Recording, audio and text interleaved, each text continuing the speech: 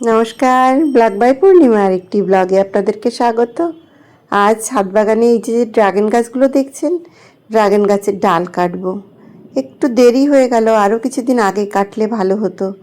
বাড়িতে ছিলাম না, বিয়ে বাড়িতে এদিক ওদিকে ছিলাম, একটু গিয়েছিলাম, তার জন্য ছাদ বাগানের এই কাজগুলো করতে আমার একটু দেরি হয়ে গেল।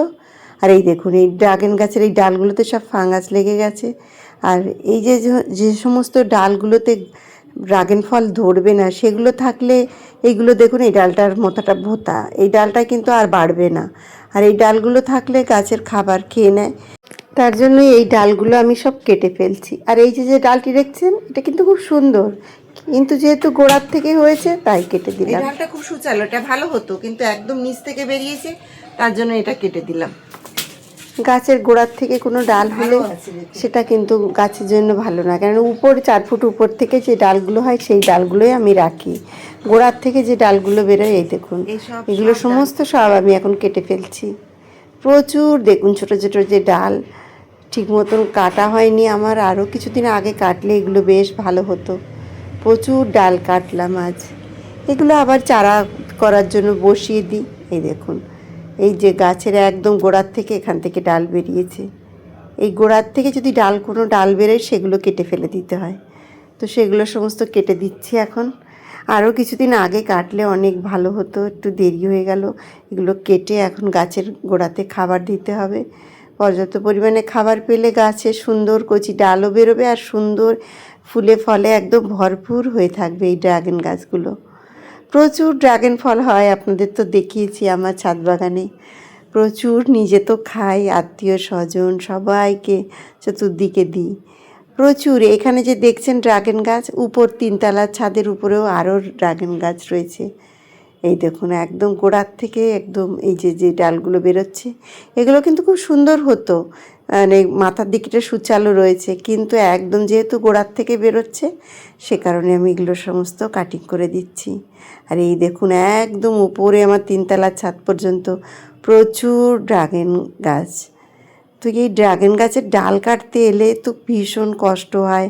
আমার দুটো হাত একদম কাটাতে ভর্তি হয়ে গেছে, খোঁচা খেয়ে রক্তও বেরিয়ে যাচ্ছে, কিন্তু কিছু করার নেই, কাটতেই হবে। আমার ছেলে মেয়ে তো এই ড্রাগন বাগানে ঢুকবে না, আর আমি মালি রাখিনি, আমি নিজেই গাছের পরিচর্যা করি। আর মালির কাজ সত্যি বলতে আমি যতদিন পারছি করছি, মালির কাছে আমার খুব একটা পছন্দ হয় না, ওরা ঠিক মতন এসে করে না। যদিও সব মালি সমান নয়, কিন্তু আমার এখানে আশেপাশে যারা রয়েছে তার ঠিক মতন কাজ করে না, তাই আমাকে কষ্ট করে একটু গুছিয়ে নিতে হয় আমাকে। তো এই যে দেখুন, এই যে ডালগুলো কাটছি, এই বাগানে ঢুকেছি, একদম মানে চতুর্দিকে হাতে কাটা ফুটে আমার অবস্থা খুব খারাপ। তবে এই ড্রাগন গাছের ডালগুলো যদি আজ না কেটে দিই, তাহলে এই সমস্ত ডালগুলো থাকলে এবার আর ঠিক মতন ফল হবে না। তো এখন গাছে আমি কিছু খাবার দেবো। এখন সন্ধ্যা হয়ে এসছে, বিকালবেলা একদম 4:30 পৌনে 5টা বেজে গেছে, সন্ধ্যা হয়ে আসবে কিছুক্ষণ পর। তো সন্ধ্যার দিকে, বিকালের দিকে গাছের এই স্প্রেটা করতে হয়। স্প্রেটা করব এখন। এই যে দেখছেন, এটা ম্যাজিক বলে একটা পাউডার আছে, এই পাউডারটা আমি যেটা দেখছেন এর 4 ভাগ করব, করে আমি আমার এই যে স্প্রে বোতলটা রয়েছে, এর বোতলের মধ্যে দিয়ে আমি এখন এগুলো গাছে স্প্রে করে দেবো।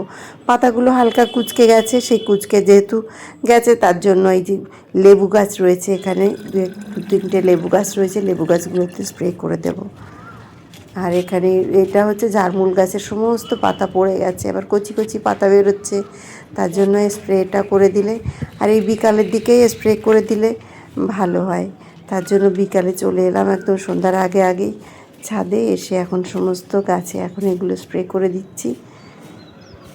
রোদটা কমে গেছে, রোদটা পড়ে যাওয়ার পরেই সমস্ত গাছে এভাবে স্প্রে করে দিলে সারা রাত গাছে পাতাতে সুন্দর এই খাবার এইটা থাকবে, স্প্রেটা থাকবে।